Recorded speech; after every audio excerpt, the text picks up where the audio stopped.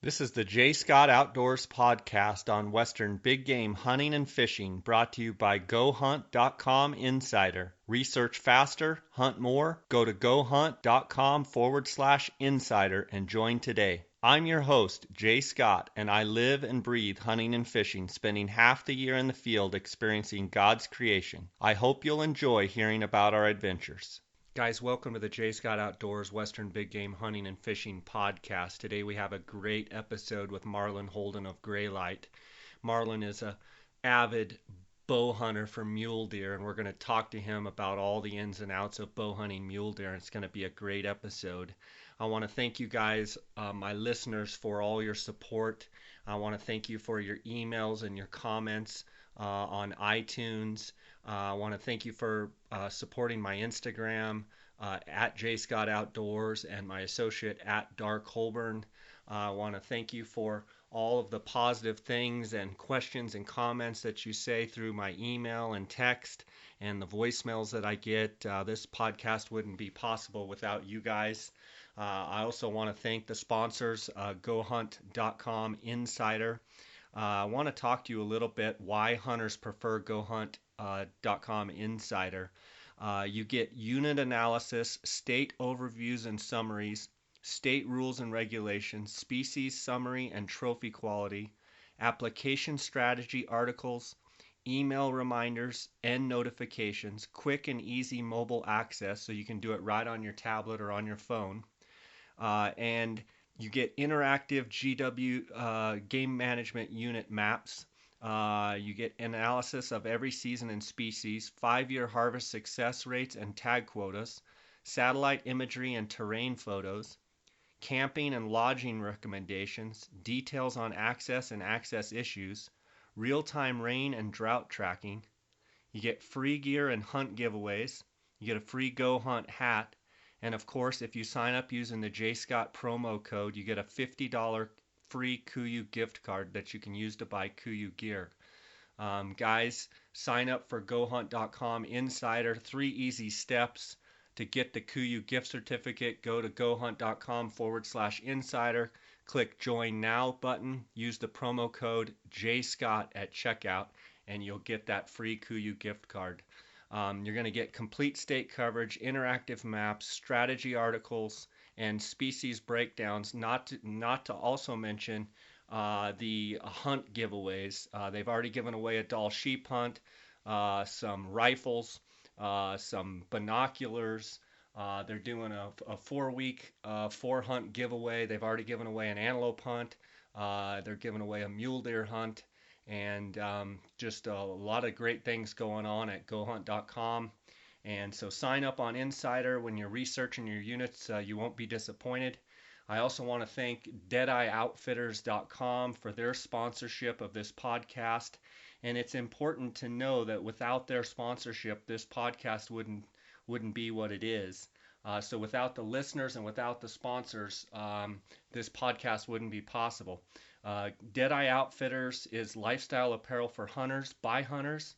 Deadeye Outfitters creates quality t-shirts, sweatshirts, and hats designed with hunters in mind. They also are the only licensed Boone & Crockett apparel creator, and they do all of the stuff for all of the clothing and marketing for Boone & Crockett and their apparel line. So I've been getting great feedback from you listeners using the J. Scott promo code and receiving a 10% discount on merchandise purchased at DeadeyeOutfitters.com. And I want to thank you guys for supporting those sponsors. So let's get right to the episode, and I want to thank you guys again for listening. Welcome to the J. Scott Outdoors podcast. Today we've got a really cool episode. I've got Marlon Holden of the GraylightHunter.com, and Marlon is someone that I've been wanting to talk to on the podcast here for some time, and he really has a passion for bow hunting mule deer. So I can't wait to talk to him about all of his experiences hunting mule deer. And what's interesting about Marlon is he hunts all sorts of terrain of mule deer that they live in, from the high country to the low country, the low deserts. So it's going to be a good episode. Marlon, how you doing? I'm doing great, Jay. How are you tonight? Oh, doing just fine. I'm excited to have you on here. Marlon, why don't you tell me a little bit about your background growing up? And I know you have a little bit different past or history, so to speak, maybe than what the norm is for hunters. But in the short amount of time that you have hunted, you have had an incredible amount of success. So I'm real curious to hear about your background. Jay, yeah, I do get that often. And as a general rule, I've been raised in the outdoors, not in the conventional sense, because I was born in Hawaii in 1978. And, you know, I was always raised around fishing for big blue marlin. I've caught several thousand giant yellowfin tuna above 250 pounds commercially. We did a lot of marlin fishing in tournaments. I've caught 2 blue marlin over 1,000 pounds, and several like hundreds over 500 to 800 pounds over the years, and kind of groomed myself into the fishing, hunting the water side of things, eventually getting my captain's license. So I was always hunting on the ocean. That was a kind of a given for me, being that, you know, I was trapped on an island for so many years. Hunting has only been in my life for right at around 9 years. So I didn't really do it before that, so to speak. Not in the conventional wisdom of you grab a bow, you go out and hunt, and your camouflage and all your gear and everything. This is a little bit of a new thing for me, and I like to take on challenges. I think that's basically it. At the end of the day, I love a challenge. If it's something that seems impossible or unlikely to be highly successful, that's usually something that I will really dive into and try and spearhead. That's what turns me on. So didn't have a father or a mother who hunted, didn't come from a hunting background with regard to Western big game. And I thought it was the perfect pursuit. What's next? If you're great on the ocean fishing, let's go to terrestrial, you know, the land, and try and see if we can accomplish the same feats there.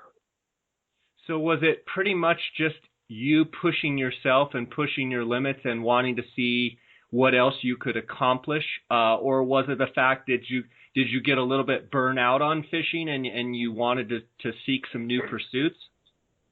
I absolutely got burnt out on fishing. You know, I for many years was paid a really great income to run these private yachts.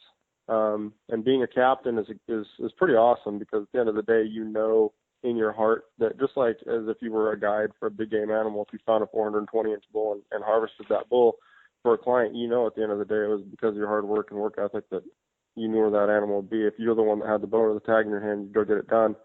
The kind of same goes for being a captain on the boat. When you win a $300,000, $400,000, $500,000 tournament, you know that it was your brains and understanding how to read the sign in order to get you in a position to be able to actually take that fish and win the tournament. And if you do that consistently over and over and over again, you have a tendency to have a very large degree of confidence in your abilities. So I got to that point in the ocean where it wasn't a matter of if. There was no factor of if. It was a certainty. It just had, you know, the work ethic to put in the time to make it happen. Hunting was a new pursuit to me. It wasn't something where I had to guide anybody. It didn't have anything to do with making money. I don't make money off of hunting. I don't care to make money off of hunting. I do it because I love it. And it presented an intense challenge. No, I did not have mentors. I still don't have mentors. I don't look up to anybody. I don't have any heroes. You know, this is something where I'm overly confident in almost every single part of my life, whether it's professionally or otherwise. If I put my head to it, I just want to go do it. And so the hunting came into my life and presented such a great degree of challenge that I couldn't escape the fact that I wanted to see if I could present those obstacles to myself and succeed within them. That's it. And Marlon, so starting out, you had to start somewhere. Tell me about maybe some of the challenges that hit you right off the bat, and maybe what your first hunt was, your first pursuit with a bow or with a rifle. Tell me how that all went down. So I've never rifle hunted. There's nothing wrong with rifle hunting, and I've covered that before and several different things that I've done. I think we're all brethren in the field. I do believe that we all have our place, and that whatever weapon that you choose is perfectly fine. However, I really migrated towards the dedication and the commitment and the level of respect for the animal that you have with a bow. And the reason why I say level of respect is that with a bow, you really have to understand that animal to a much greater degree. With a rifle, you have to know how to shoot well. With a bow, you have to understand the mannerisms of an animal. You have to understand ear position, body posture, even leg position in order to get the right angle to vitals. You have to be close enough to where you have to be able to read how tense the muscles are in the animal to know whether or not it's going to be able to either present you with a good shot or duck your string. And you have to understand their behavior and habits so that way you can get yourself where you need to be in a certain amount of time, so you don't end up putting yourself in a position where that animal is going to get itself to a position where you're no longer able to stalk it. So if they change beds or things of that nature, generally speaking, from what I've witnessed and gathered and from what I personally understand of hunting with with a rifle, it's just a little bit easier. If you're a really good shot, you have the ability to pretty much with certainty, if you find the animal that it's going to die, kind of consider it grocery shopping to a degree. But again, it's not a bow hunter, rifle hunter mentality to me. We're all brothers in the field. I don't care what you use. Have great respect for all of us. There's plenty of room for all of us. I just like the challenge. So when I got into bow hunting, to kind of go back and answer your question, it had more to do, Jay, with the fact that I was intrigued with a new pursuit, and I had no idea what I was getting myself into. I thought that bows were pretty cool. Fling this stick at, back then probably 260, 270 feet per second was a pretty quick bow. And getting close to an animal and being able to harvest it with a bow was intriguing. I didn't even know how to read sign. I didn't know, what dew claws meant. I didn't know what it meant if you had a short hoof that was splayed out. I didn't know what it meant if you had a long hoof. I didn't know what it meant if you had a deep impression. I didn't know what it meant. I didn't know how to gauge the age of sign. I didn't even know what a game trail was. I didn't know the difference between an elk, not even elk, but a deer trail versus a bear trail. I didn't know where on the mountain you were looking, why you were supposed to look there. It was just a complete instinctual, okay, let's start from the bottom up, let's build a foundation and see what we can do. And that kind of started in the foothills of Southern California. Notoriously horrible. That's where you were living at the time, Marlon? I live here now. I'm in Orange County. Okay. You put camouflage on and people think you're, a terrorist or something. They freak out. Go to the gas station and you have your KUIU on, and guess what? They're staring at you like you're a pretty strange character. That's okay with me. I like what Southern California has to offer. I like being able to live here, be able to have all the, the luxuries of having everything at your fingertips, but then go on 6 to 8, 10 trips a year and just go where you want. You know what I mean? That's okay with me. Sure. But I mean, dynamically, I didn't have the ability to go all over the place then. And so naturally I would start, within an hour or two of home. And, we were hunting Pacific hybrids. They're basically little black-tail mule deer cross. They don't get recognized in the book. I'm not much for the book anyhow. It doesn't really bother me either way, but it was a challenge. It was a pursuit. It was kind of like, the learning grounds, so to speak. And I just went out in the hills and tried to soak up as much as I could and understand to the best of my abilities what sign I was looking for and trying to witness behavior. Winter range, migration, desert, high country, that was all just kind of like a dream, right? You just pick up a magazine or look at a forum and just look at these big pictures of velvet deer and hardhorn deer in the rut. And to me, it was just kind of like what is that? That's nuts. That's unreal. That happens out there, and had no idea about any of it. So it was such a huge, convictive, intriguing thing for my mind to grasp that I had to dive in head first and learn as much as I could about it. So these hybrid blacktails that you were chasing, and I'm just speculating here, probably their antlers were not very big. A trophy buck is probably far less than maybe a lot of the mule deer that you chase now.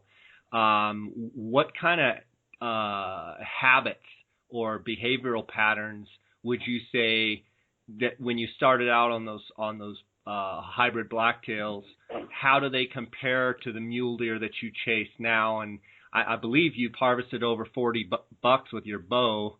Correct me if I'm wrong, but I'm curious on the deer that you started out with, how maybe they seem to be different than the deer you chase now. As far as quantity of numbers, I think you're right in the wheelhouse. It's somewhere in that number. I candidly don't sit there and keep a journal and keep track of exactly how many, but there's a lot. Generally I try and make it a goal of taking at least 5 a year, travel to different states, and just make it happen. You can take 2 in California a year. States that are really cool like Idaho, you have the opportunity to take 2. And just go to as many states as you can and try and find the biggest buck on public land that you possibly can. That's kind of my goal. Because usually I just survive off the scraps like everyone else. I'm a blue collar hunter. I don't, I'm not getting drawn for all these special tags every year. I kind of just watch the points pile up, and I watch point creep pile up, and I just sit there and deal with it like everybody else. So I'll get over the counter general tags and have as much fun as I can. And during that time, I think I've, killed a dozen to 15 bucks that are well over Pope and Young. And I don't really care too much about the classification, so to speak, or the score. I think characters, what I'm looking at. But kind of going to answer your question about blacktails and how they're different than mule deer or high country or desert. Yes, you're right. They are a lot smaller in stature. Fully grown male Pacific hybrid is probably in the neighborhood of 140 pounds max. I'm talking, he's a fat one. Usually they're probably around $120. I would akin them a lot to a cougar deer. Okay. Very, very unimpressive, but if you know what you're looking at, one can be amazing. After a few years, I kind of got tired of killing them because people would just say, well, that's a nice little mule deer.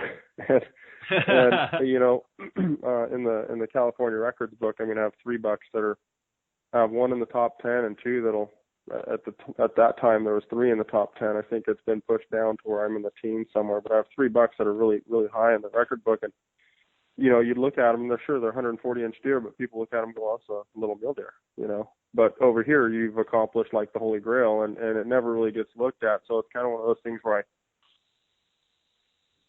started branching out and looking at places that I could hunt mule deer in California over the counter that presented me with the ability to actually hunt, a true mule deer strain versus a hybrid strain. And characteristic-wise, unless you're dealing with migrating deer, Jay, there's really not a huge difference with mule deer, blacktail, high country mule deer, desert mule deer, and then low desert mule deer. I consider, a true desert mule deer to be in Sonoran, like sagebrush, creosote, Palo Verde type country versus, rolling sagebrush, which to me is high desert. It's kind of, you're in between, they don't classify them as desert mule deer. Even the deer up in the Grand Canyon, they can classify them as Rockies, correct? Correct. So yeah, so taking all those different classifications, you look at them as deer and the places that they inhabit, not as much as like, I got to go kill a croaky, or I got to kill a Rocky, or I got to kill you're just looking at them as deer. You're not really concerned about the record book, so to speak. You do want to harvest, mature animals. You do want to harvest animals that have character. That's what I'm getting from what you're saying. All day long. You got me spot on. Yeah, I'm not chasing any type of slam or anything like that. That doesn't appeal to me. I'm just, I'm a deer hunter through and through. That's really what I enjoy to pursue. And so all these different states that you try and go and seek the over-the-counter opportunities, I also hear you saying that you do apply in the draw states, but having started only 9 years ago, your points have not added up where you've been able to draw some premium tags, but you still apply for them, and if you draw, you will go and try and harvest the coolest deer you can find? You've got that spot on. I don't have a tag strategy or an application strategy. If I get lucky, I get lucky. I usually put in for around 40 tags a year, something like that. And I have a lot of points built up, but there's so many people that have been doing this for so much longer than I have that the pool is so much greater and deeper that my chances of really getting into those good tags are pretty slim. And I cognizantly don't really care if I draw those tags. I enjoy hunting units that I've grown to love and know. They're almost like homage, so to speak. They become something that's put into you and into your system as something that you grow to love and enjoy. And a draw tag is great because you're looking for age class of a managed genetic that you know has the ability to produce, but you know the likelihood of going back there again isn't as great. It might be once in a lifetime or twice in a lifetime, or if it's, a mediocre unit, you might be able to get it 3 or 4 times. And to me, that's not really what I'm after. I learned that if I'm simply dedicated in an over-the-counter unit and I focus on genetics and I focus on certain canyons with the right genetics and I focus on the attributes of the age class within that unit that's not being messed with by the masses, I can still achieve the same result you can get on a limited entry tag. I mean, maybe not the Henrys or the strip, but really good age class animals to be able to be hunted every year with the research, and you become to know that unit and have it ingrained in your system so well that you have, I think, a greater chance of harvesting the buck of your dreams there than you would if you drew that once in a lifetime tag. And I think it means more to you because of the work and the effort you put into it. So tag strategy is not really necessarily part of my hunting system, but I do it, I guess, mostly out of habit. And the fact of the matter is, I probably should. I would be kind of a fool not to, I would think. So I put in for the points, and if I draw one day, great. If I don't, no big deal. Let's talk about, you'd mentioned something, and not talking about state specific or anything like that, but for the listeners out there that are just getting into it like you did, if you were to talk about, let's talk about several different types of areas that you would hunt deer. If you were talking about high alpine, above timberline, that type of country, what are some things that you look for when trying to find an area to hunt? I mean, are there specific topographical features and steep canyons, gradual canyons, big basins? What do you look for in more of a general macro type of thing? Rather than like this state and over here by this county or whatever, just in general, what are you looking for? Trail systems? Are you looking for no trail systems? Or give the listeners that are just starting their quest maybe some tips that have helped you.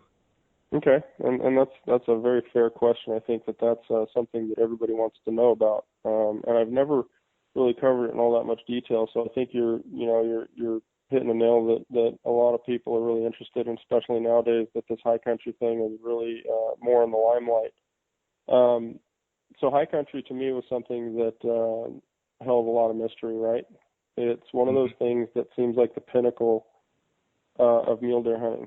You can harvest a giant deer on the strip and people go, oh, well, I expect that out of the strip. You go up in the high country, and it's almost like no man stepped foot on it before, except for an elite few, and it seems like almost impossible. It's very liberating country. It's also very much so a spirit breaker if you allow it to be. I've seen people go up there with all their fancy gear, draw the tag, get all excited, pumped up about it, forum surf for months, scour Google Earth, go up there and get their tails beat in, and within 2 or 3 days they're heading home because of altitude sickness or, not seeing what they want to see. I mean, it is a different quest, unlike anything that human beings have ever pursued on this earth with a bow and arrow. I found it as the ultimate challenge. Now, as far as what I'm looking for, I look for seclusion. I don't care about trail systems because really I'll never, for the most part, I would say 80% of the time I don't use trails. Sometimes I'll use existing Jeep roads to get me access to certain parts of the country. However, I love nothing more than truthfully getting a 6,000 cubic inch pack and loading that sucker up with 8 to 10 days worth of food and hitting the trail and hiking in 8 to 10, 12 miles. This August, I'm going to be hiking in to an over-the-counter unit in California. It takes 14.3 miles just to get to the base camp, and you're going to hunt from camp. It's wilderness, and there's big bucks there, and you're above 11,000 feet in giant granite country. Colorado, Utah, Wyoming, Montana all presents amazing high country. And it's the kind of country that really compels me as a man, as a spiritual person. It elicits some amazing experiences. And you talk deeper about your own inner libido if you're in touch with yourself, of who you are. This country is so grand and on such a scale that it makes you feel like you're ultimately free, and it's God's church. It's an amazing place, and I love to be there. And what I'm looking for is more of the seclusion aspect. What big bucks are looking for up there is they're looking for isolation. They're looking for safety. So they map out. They map out in their heads all their escape routes. They map out in their heads where's the nearest cover, where's the best feed. But oftentimes they won't be with bachelor groups. They won't be with other deer. The deer that you really want to put yourself in position to kill are the ones that are complete loners. They live in an offshoot of a main basin that's, say, just a small avalanche chute that's only 50 yards wide. And if they're in that avalanche chute that's only 50 yards wide, you got to put yourself in a position to be in those areas. The fact of the matter is that you're not looking for the big areas. You're not looking for the giant basins, okay? Because the giant basins aren't where they're going to be. Nine times out of 10, you'll find deer here and there in country like that. But the fact is that the ones you end up hunting are the ones that are very reclusive. They're by themselves, and they don't like company. They don't like pressure. They don't like people. They don't want to be bothered. So I'm looking for something special or unique about the country, not necessarily a particular unit. A lot of people get tied up in, what unit are you in? I got to be honest, it's not about the unit. I'd say just about every high country unit that's above 12,000 feet has the ability to carry what you're looking at.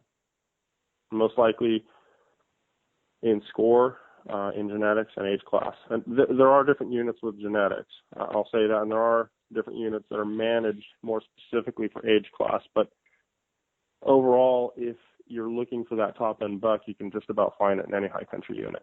So what I hear you saying is that, and sorry to interrupt, but what I hear you saying is, if you're willing to go steep and deep, and you're willing to get way back in there, and you're willing to get in those big back basins and those, avalanche chutes and those rough country above timberline, you're saying that because of how secluded some of those areas are, that the bucks that most people would dream to shoot are there. They just got to get themselves to get up there, train to get up there, and then have the mental fortitude to stay up there in the elements and the lightning and everything else. For the most part. I will say that I'll go through 4, 5, 6 basins, cover 50, 60 miles on foot before I even find a basin that has what I'm looking for in it. And some of the basins won't even have deer and will be pristine. You'll have the age class of your willows, pretty important. Your forb fields, your flower fields, those are really important too. But the high country has a miracle of being able to provide a lot of salad bars everywhere. And it's up to you to understand why they're using the willows the way they are. Deer love willows. Those high country muleys, they thrive on the willows. They're browsers, not grazers. So they're usually, they'll look for those willows that aren't of an extreme age class. If you start seeing a lot of willows that are over 6 to 10 feet, you're probably not going to see as many deer in there as you'd think, and you're going to look at it and go, wow, this is amazing country. You're looking for more of the Krumholtz, waist-high to chest-high willow type areas with natural springs and big rock walls and cliffs with escape routes in them. in the high country, and you're going to find a lot of deer that use that country because they can basin jump. They can go through an avalanche chute and run up to a cornice and escape and be able to get away and be able to have what they need in order to survive and elude predators. Now that's going to be, your 180 and up type buck. There's tons of 160, 170 stuff running around. And nowadays I'm doing the best that I can to pass that stuff up, trying the best I can, because I don't have anything over 186.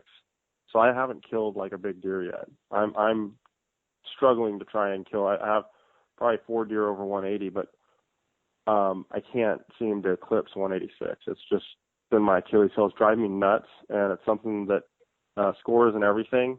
But now that as I'm mature in hunting, I'm looking for unique character, mass, age class, genetics, things of those categories, and naturally I'm trying to eclipse the last harvested buck to the next, and I want it to graduate larger. So I'm really trying to put myself in position to capitalize on those, and I think I'm getting there. It's just an evolution in process.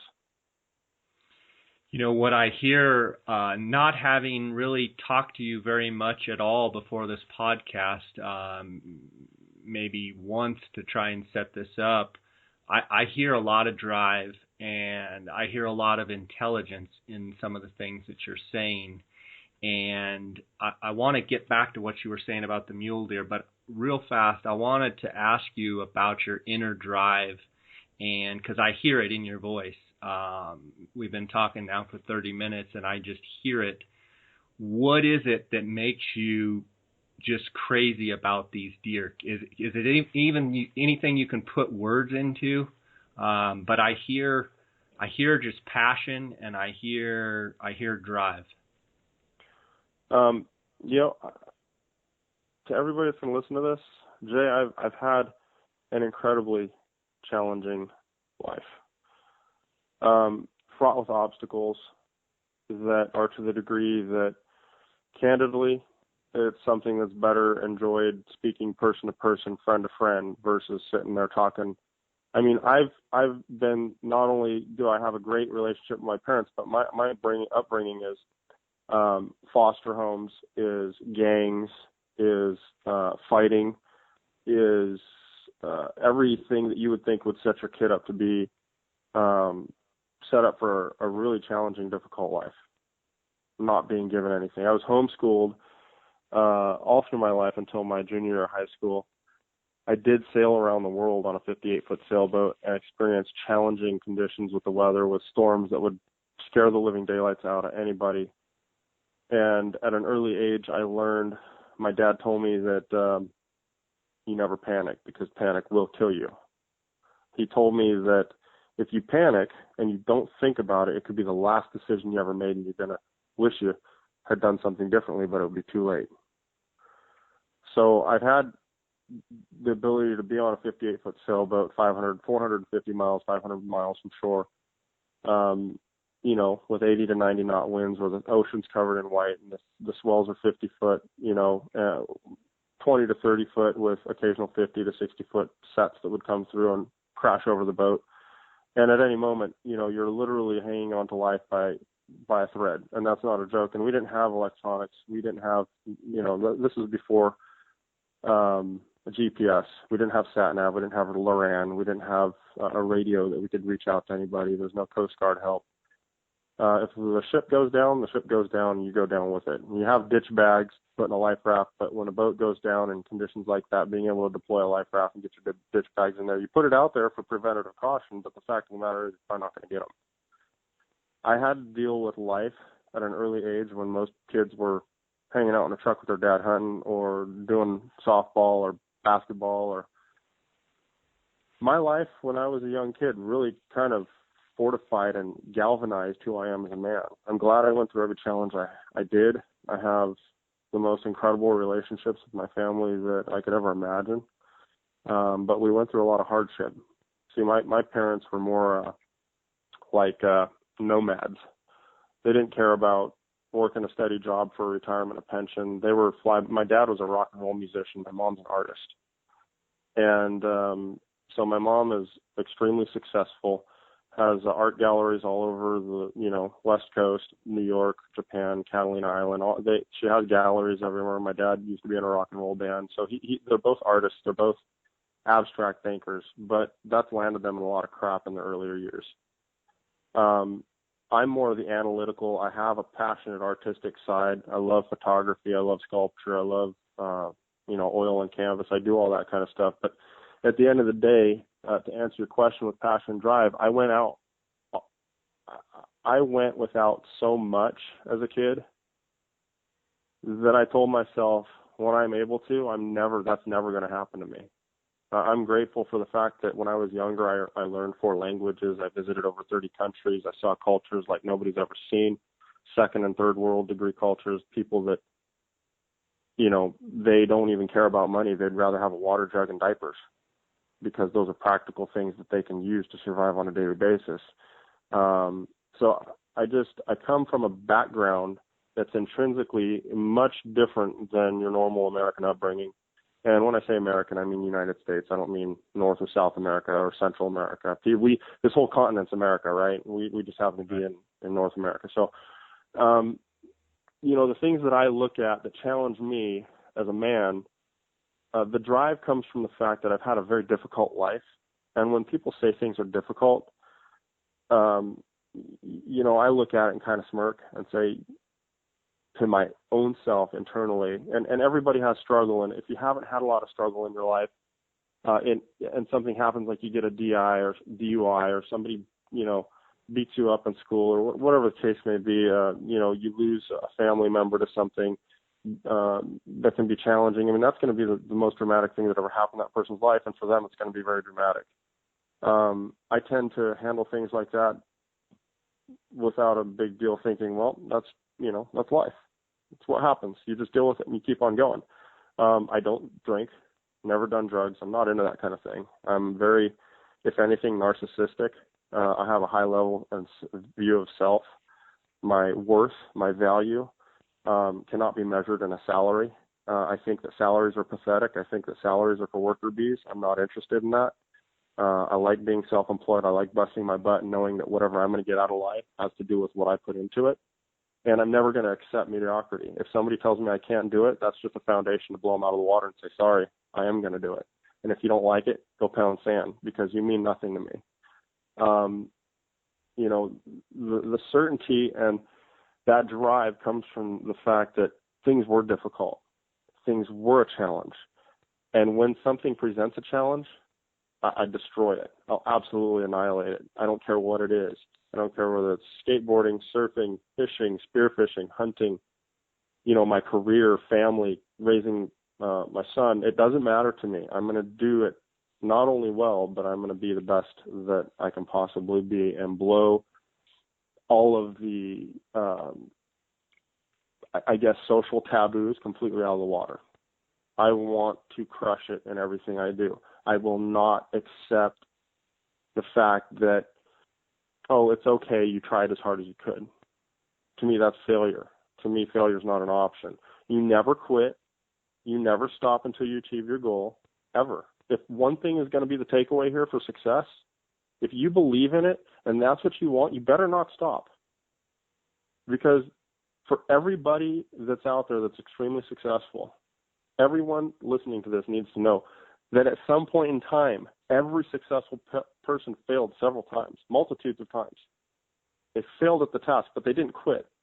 And the more times you fail, and the more times you put your mental fortitude and your galvanization to the test, you're that much closer to becoming the most incredible human being that you ever thought you could imagine in your entire life. And you're closer to being able to fulfill whatever personal destiny or goal that you have. Whether it's harvesting a big mule deer, whether it's being the best father you can be, whether it's nailing a job interview, it doesn't matter. You have to be able to be so confident that before you even start, it's a success in your head. And for me, everything I do is already successful before it's even done.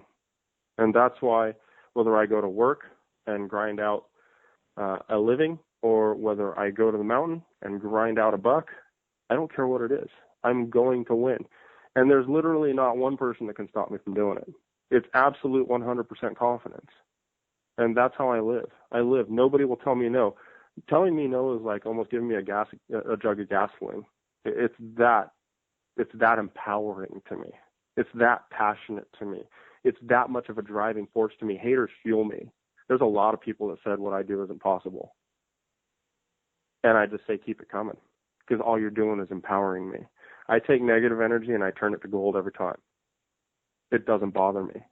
I mean, ever since the end of the archery seasons and the desert hunting stopped, I put in 36 days on the desert floor, scouting, setting up cameras, looking at different terrain, looking at sign, analyzing it. Because as it pertains to our conversation, we're talking about hunting, not making money. If you want to talk about making money, I can tell people how to do that too. I'm sure you could too, because you share that same mindset, Jay.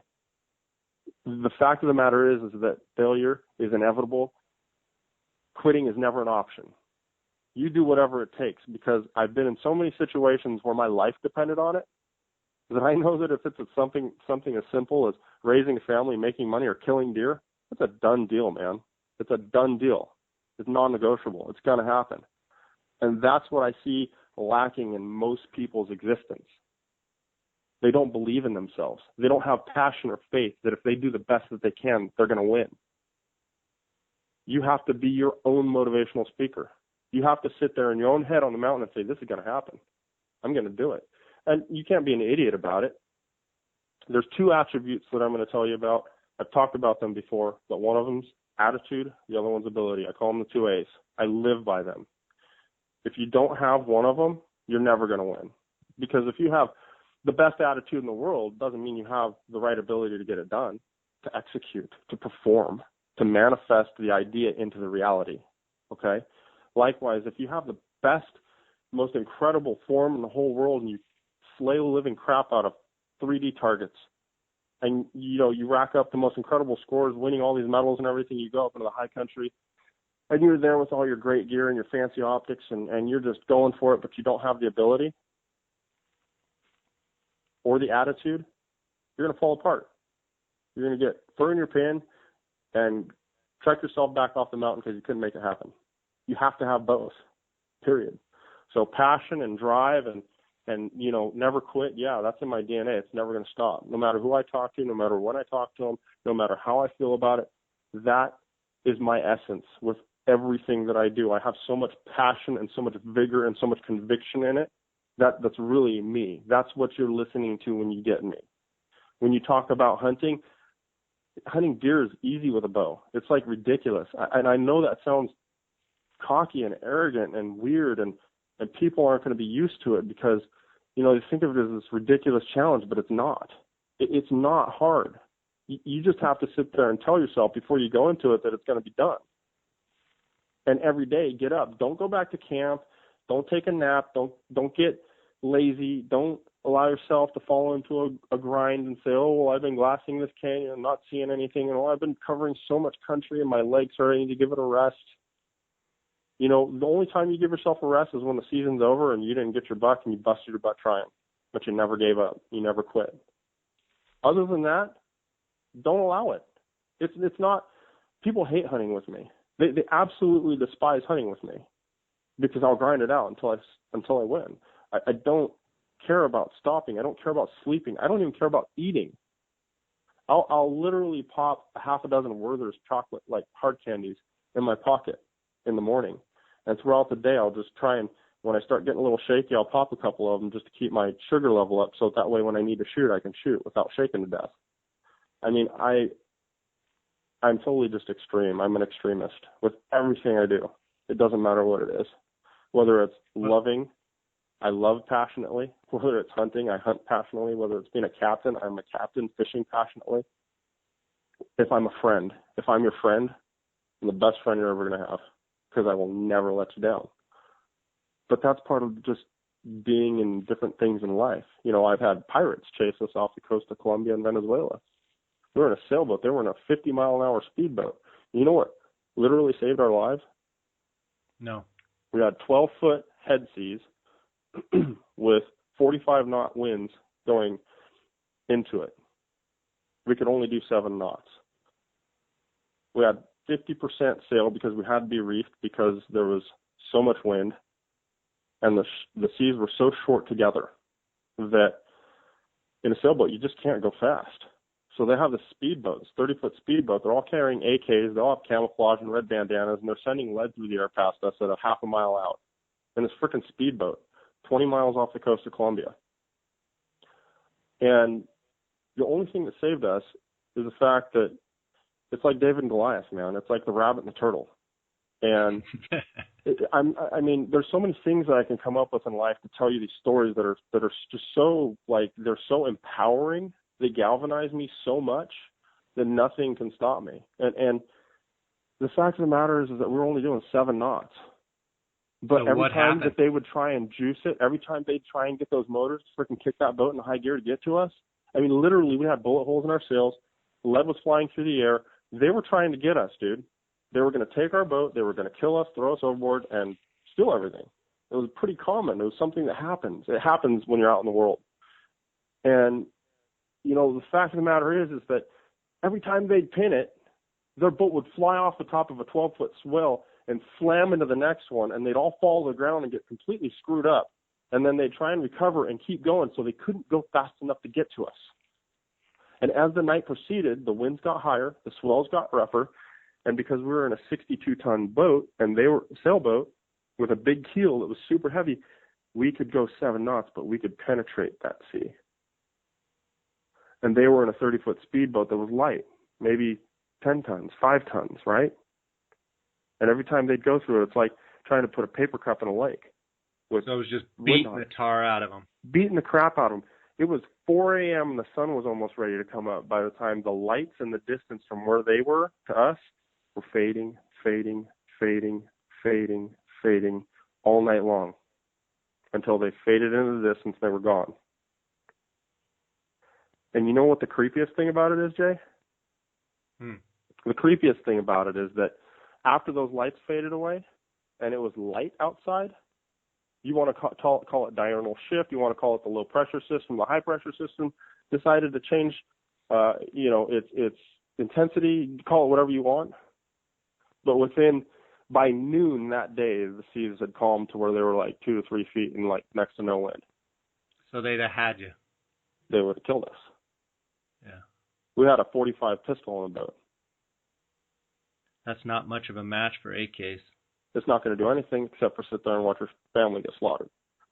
Yeah. I've seen like a lot of weird stuff in life, and I've been through a lot of weird experiences, and not always in the U.S. I mean, talking about different countries and watching people struggle and starve, and I've also seen a lot of beautiful things.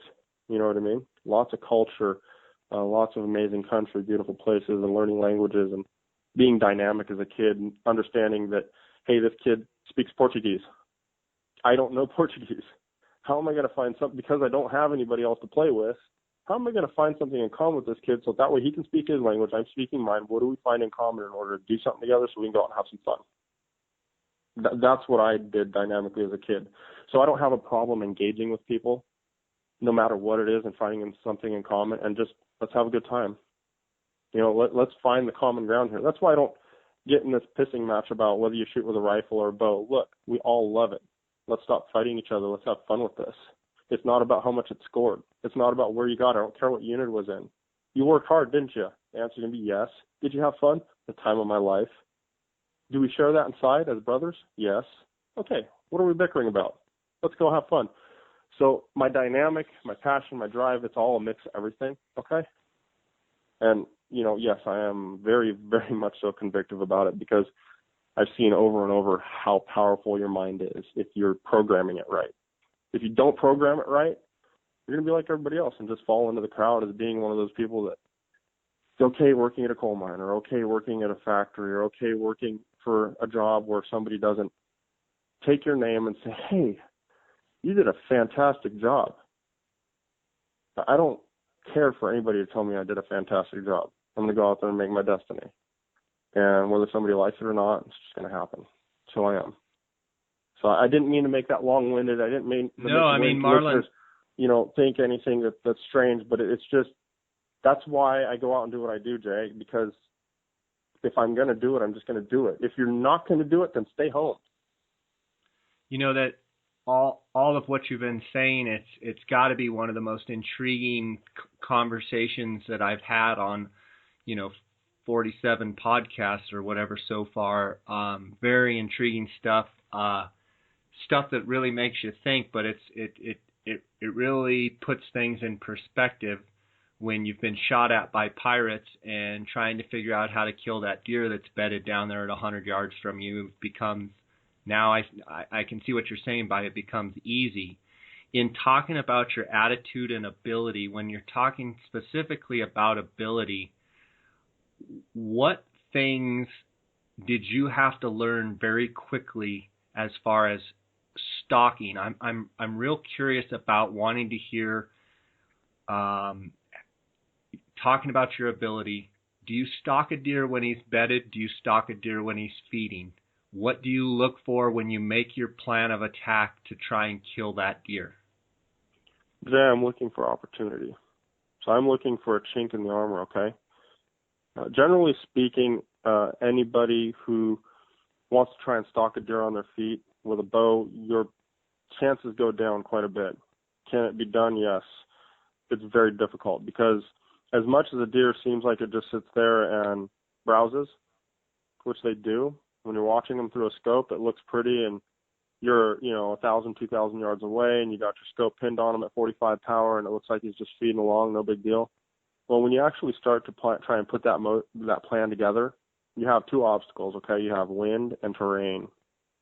Now, there's also noise and all kinds of other crap too, but let's focus on wind and terrain for a second. So, generally speaking, in the morning, a deer is always going to be feeding towards his bedding area if he's not already there. A mature buck, generally speaking, is already in his bed by first light. But let's say, for instance, you got a bachelor group of, 140 to 180 bucks, and you got two that are in there that you'd feel, I'd be pretty confident with, and you think that you have enough time before they get to their bedding area to get in front of them for an ambush shot.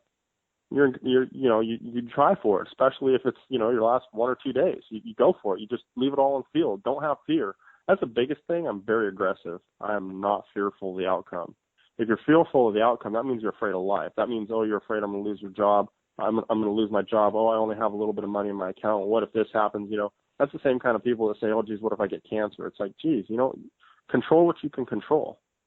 You don't kill deer or you don't get success in anything you do without risk. So the risk and the reward are those things that we're all after. The risk is the part that makes your heart thump like crazy right before the shot. That's why we do it. If it stops, then I'm going to stop hunting. So when you're stalking a deer on its feet, it's really important to anticipate the direction of the bed, where the bed is, and knowing that deer is actually moving a lot faster than you think. If you're 1,000 to 2,000 yards away, by the time you actually get over to where you're in a position where you can even start your stalk, that deer is likely to move 100 to 200 yards. Okay, and you don't know whether he's going to go to 9 o'clock, to 11 o'clock, to 7 o'clock on the clock from where he is. Whether he's up, down, out, around, you don't know that. And so those equations mean that you have to be dynamically available on your feet, and you better be a quick thinker. Because if you're not going to be a quick thinker, they're going to think for you, and you're not going to get your chance. So what's important is that you can't just say, I'm going to go to this stalking route and take off and execute that stalking route and get there. Because, number one, you don't know what the wind's going to be doing there. You don't know if the diurnal shift has taken place yet, and if you're going to be in position to be able to get there before the thunderstorms get there. I kind of cut my teeth on the high country. That's what I'm kind of well known for, so to speak, is high country.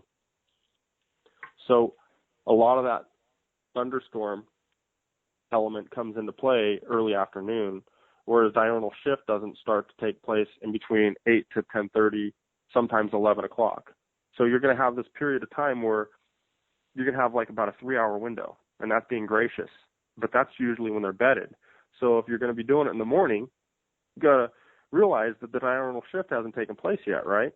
So if the diurnal shift hasn't taken place yet, you're sitting there stalking buck, you think you have the wind right, 8, 9 o'clock, that goes swirling on you and you blow your plan. So it's better to understand the habits and assess the situation and try and do the best that you can to actually utilize the time that you have in the most effective ways in order to make sure that stalk's complete success. I wouldn't say to leave it all on the table and leave it all on the field unless it's the last day of your hunt. You absolutely have to like try and make something happen because you got to leave in the next few hours. I've killed a lot of last day bucks. But as far as stalking them effectively and knowing when to stalk and how to stalk, I would not necessarily recommend getting in front of a feeding buck. I don't think that that's going to be your best chances of success. I shoot a lot of deer in their beds, like a ton of deer in their beds. And is that you sneaking up and then laying with them and then finally getting into position, or you sneak right up and just draw back and shoot them? I shoot them in their beds. They don't get up. No, what I mean is once you're stalking and you're getting close to them in their beds, is there a period of, do you like to kind of lay with them until everything's just right, or do you like to, as soon as they get in range and you can shoot them, you shoot them? I shoot them. Okay. Yeah, I don't.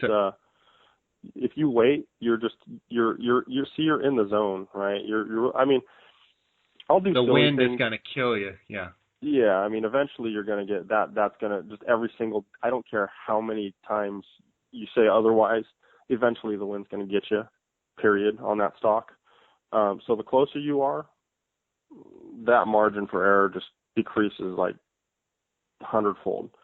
So if you're in position and you need to do something like calm your heart down or calm your shaking or something like that, I've learned to do something that people think I'm crazy, but I've learned to actually, get to 30 yards, 18 yards, 40 yards, whatever the case may be.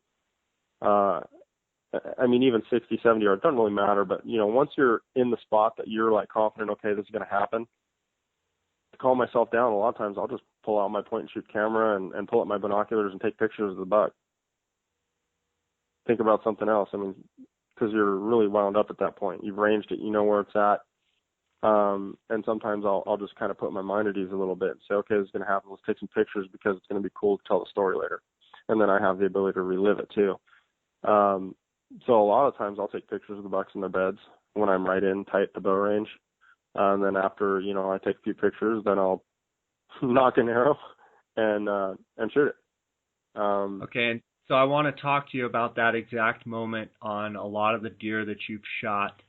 How many of them would you consider that you were just dead calm and it was a dead deer, just done deal? And how many were you pretty jazzed up and juiced up? And how was the outcome when you were jazzed up? And how was the outcome when you were dead calm? I think I know the answer, but I'm curious to what you'll say.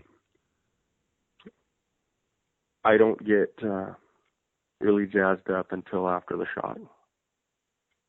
I'm absolutely 100% committed to controlling my mind to where I can't even think of a shot that I've taken. And I know that sounds, again, that's a narcissistic side that comes out. Okay, that's that overly confident side that comes out. But I can't think of one deer that I've shot where I didn't know I was going to absolutely nail the crap out of it. I just, I practice with broadheads year round. I never use field points ever. And I won't use mechanicals because I don't believe in them, because I've seen too many friends lose animals with them. And that's a different debate altogether. It's just a personal, a personal opinion, and it hasn't let me down for a lot of animals in a short amount of time. I mean, and this is a narcissistic comment. I don't know too many people that are more successful on mule deer with a bow than me. So how am I going to take anybody's advice? The best advice I can take is my own, because I put it to the test. I put it to the ground, and feet running on the ground, I'm not living in the exhaust smoke and mistakes. I'm looking over the dashboard and saying, hey, this has created a lot of success. Continue to do it. So to answer your question fitfully, I don't draw back, anchor, and release an arrow and not know that it's going to hit its mark. I mean, yes, I've missed. I've missed a lot. Oh, my God, I remember this one deer in the high country kicked my butt. I was shooting the worst bow. I've hated this bow. I'm not going to say the manufacturer, but a lot of people have followed me for a long time. They'll already know. It was one of the worst bows they made. And it was a torquey, just poor excuse for just a horrifically engineered piece of garbage. I couldn't shoot for crap. I spent 14 days chasing this buck. I missed him 7 times. And I literally, I felt like I was going to melt into the rocks with failure. I was at such a point, you almost feel destitute, like you lost everything. you just sit there and you go, this isn't happening. This is like the worst thing ever. You're 43 yards away from this buck. He just got up out of his bed. He's buried his face into some Indian paintbrush. You're anchored and freaking right to the left, quartered away. You're like, what the hell just happened? And then he'll start out to 140 and look back at you. Yeah, taunting and you. Just sit there and go, what the heck? This is just brutal. After the 14th day, I killed him. I shot him 18 awesome. yards in his bed. That had to be a good feeling after missing 7 times. So in your practice, Marlon, I'm trying to get at, and there may not be anything there as far as a routine or a ritual or anything you do, your last thoughts when you're settling your pin in. Is there any advice you can give to people in the execution of the shot from someone that's been as successful as you have? Is there any tips you can give? Yeah, there's some really great tips I can give confidently. If you do this, you're gonna win. As long as the ability is there, right? It's very important to me that you see all these pictures of people shooting, and they're shooting at 30, 40, 50, 60 yards, and they're shooting with field tips. You're doing yourself such an injustice. All you're doing is practicing on personal form, but you really don't know how your equipment truly operates under all conditions. No matter what anybody says, I will challenge the most educated archer on this planet. If he tells me that broadheads should fly like field points, you're full of crap. You don't know what you're talking about, and all you're doing is going off of what you think some engineer told you. They don't. When you steer the arrow on the front and the back, and not just the back, you're going to have different flight mechanics and characteristics, wind drift, drag. No matter what, at distance, your arrow is going to hit lower. Period. No matter what anybody says. You've just created drag. The arrow is going to be an inch to 2 inches lower at 70 yards, depending on your bow speed. At 100 yards, you can be about 3 to 4 inches low. Okay? Period. Now, since you have a kick, whether you're doing a 1 degree or a 3 degree offset or helical, that's going to create drag as well. And the frontal side of the steering element of the arrow is going to kick the arrow to the right or the left when you steer it that way. So you can't have there's no helical on the broadhead. There's some broadhead companies that do that. I'm not really into it, but the bottom line is that there's helical on the back, there's not helical on the front. Everybody shoots with a helical. If you shoot a straight fletch, your arrow is going to look like a squirrel tail, just flagging all over the place. It won't steer. The mechanics aren't there. You have to have helical, period. I don't care whether you do angled or helical. That's not too much of a game changer, but you have to have that steerage going in one direction or another, period. If you don't shoot with broadheads every single time you shoot, sure, it destroys the crap out of targets. Yes, you destroy arrows. Yes, it's expensive. My sponsors take care of that, so I don't really care. So I guess maybe that's something that, is a luxury. But at the end of the day, I put myself in the position to be there. It's not something that just came to me and they're like, oh, hey, here's some free stuff because, you're great. At the end of the day, you and I both know it's promotional stuff. I'm nobody special. I'm no better than anybody else. I am not one iota better than any other man or woman listening to this right now.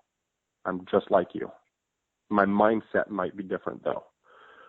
So I'm going to use those broadheads and I'm going to use those arrows and I'm going to understand how they operate with my bow in all kinds of situations. So that way when I execute a shot and I draw back, I know what it's going to do. If you shoot field tips all year long, you're doing yourself a disservice because you don't know how that broadhead's going to fly. And you can say all you want that you do, but you don't because you're not doing it. And you're shooting these tight groups thinking, hey, I'm dialed. Look at my fletch touch at 60 yards on my fletch. Well, of course they do. Of course they do. 60, 70 yards to get your fletch touch, that's easy. It's cake. It's like stupid. Like, don't even kid yourself. That's Yes, you're shooting and you're shooting arrows and you're getting good groups. That means you're dialed in for shooting foam. You're not dialed in for shooting broadheads because that group's going to turn MOA on you. 60 yards, you're going to have 6-inch group. If you're good. At 100 yards, you're going to have a 10-inch group. If you're good. If you're not doing that, start posting your pictures and let me see those 16 to 18-inch groups and be real. And let me show them missed targets because I missed the target too. And I practice with them all year. And I know that when I practice, everybody listening to this, only shoot one arrow, the first arrow, and take that one to the bank. And you start building a percentage odds in your head of what you just killed and what you didn't kill. And that's your success ratio with a broadhead, not a field point. So what's my regimen? I run a third of a mile, all out, up a hill, put my target out, run out to my 100-yard marker, and I fling one arrow at 100 yards. And my success ratio is about 85% on a 10-inch square. That's where I achieve my results because I don't care about foam. I'm not aiming for foam, Jay. I'm aiming for a dead animal. I'm looking at vitals, okay? For me, it's very simple. It's dynamics, it's mechanics, it's anchor point, it's consistency, and knowing where that grip is, knowing how to grip the bow, knowing that string's coming to the same point in your nose every single time, that you've got the same anchor every single time without fail like you're a damn robot. Once you do that and you execute the shot, then you can go ahead and breathe whether you missed it or you didn't, and then just start working on form, mechanics, function, rest, allow yourself to get into a groove and a rhythm on, okay, let's shoot a few arrows. But the only arrow that's ever going to count is the first one cold out of your body. Because let's face it, you're not going to get up at camp at 12,400 feet and shoot 24 arrows before you go on your hunt. Okay? Every single one of us gets up in the morning, chokes down some oatmeal, chugs some hot chocolate, starts glassing. And then, we're fatigued, we're carb depleted, we're energy depleted, we're calorically just freaking starting to starve to our muscles eating itself up there for sure. And then you throw in elevation, headaches, you throw in everything else that you're dealing with. There's mental strain up there. You have to understand how to deal with yourself, how to deal with your internal functions and how you operate as a human being. You have to understand those dynamics very well.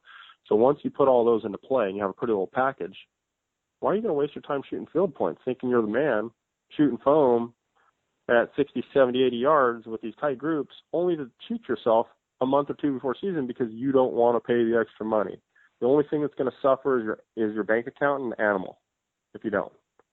So I don't want the animal to suffer, and I don't care about my bank account. I'm focused on making sure that I get the job done. And I need to know that at 100 yards every single time, that even if I'm at 80, 85%, it doesn't matter. I need to know that that's a guaranteed. And do I anticipate shooting that far? No. Will I take the shot? Yeah. And if somebody doesn't like it, too bad. That's my opinion. And until, your walls are covered with frickin' racks and you can tell me otherwise, I have no belief in it. It sounds arrogant. People think I'm the most cocky, arrogant, narcissistic thing in the world. But all I care about is success. Like, I care about success. I care about loving deeply. I care about being a true friend. I care about being honest. I care about integrity. I care about everything that in my own heart, I believe, should be cared about. I wouldn't impress it on anybody else, but please don't mistake the just absolute strength and conviction with my certainty and with how I do things for anything more than just my opinion.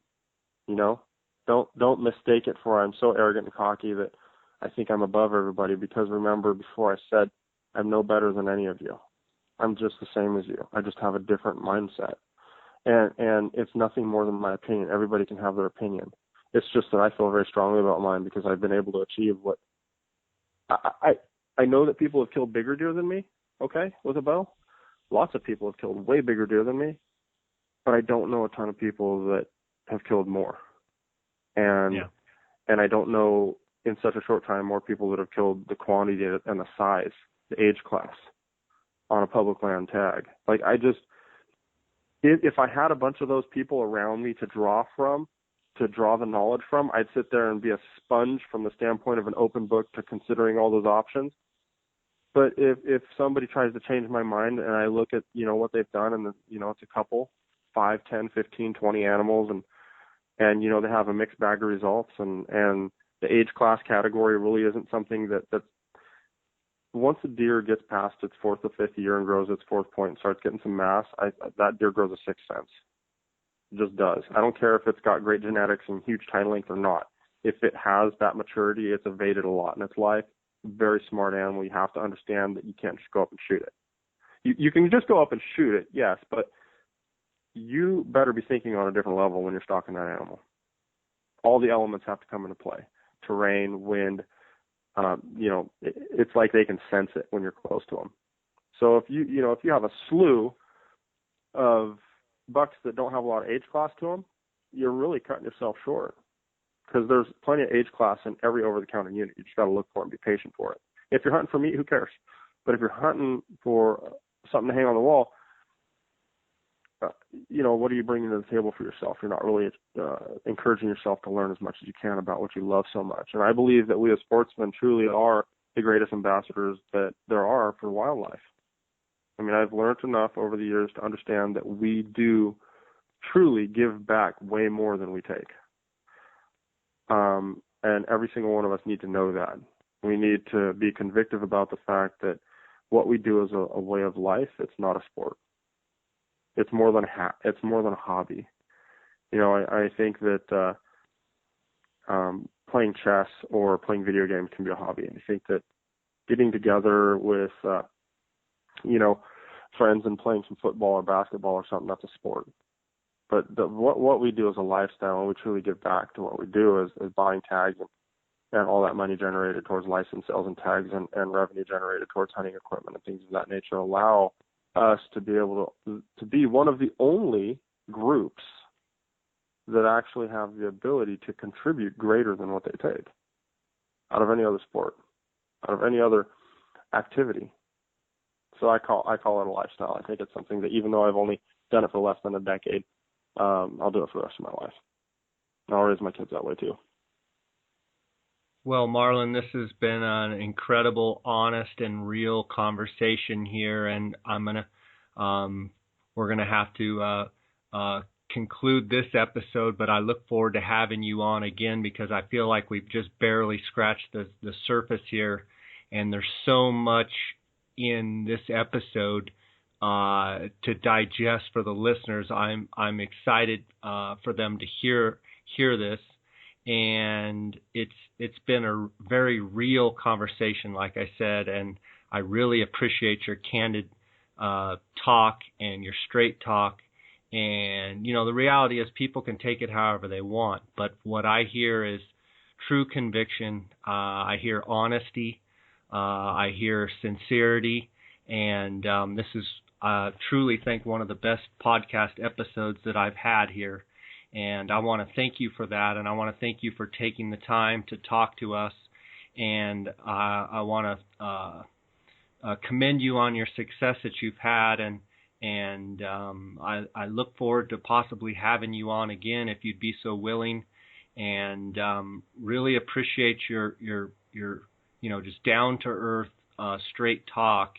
And it seems like in this day and age, that straightforwardness seems to be missing, across the board. So I really appreciate that, and want to thank you for being on here with us, and look forward to seeing your successes this fall. And just awesome episode. Thanks for just keeping it real with us. Jay, to be completely candid with you, the honor is so completely mine, my man. You do such an amazing job yourself at what you do. You're a great hunter. You're a great dad. You're an exemplary sportsman. You're an amazing person. And you and I share a lot of the same qualities. So it's absolutely more of an honor and a pleasure than anything you've ever come to ask me to do. And win, lose, or draw this season, whether I completely biff it and don't kill anything, or knock it out of the park, just know I didn't quit. Yeah, that's a guaranteed.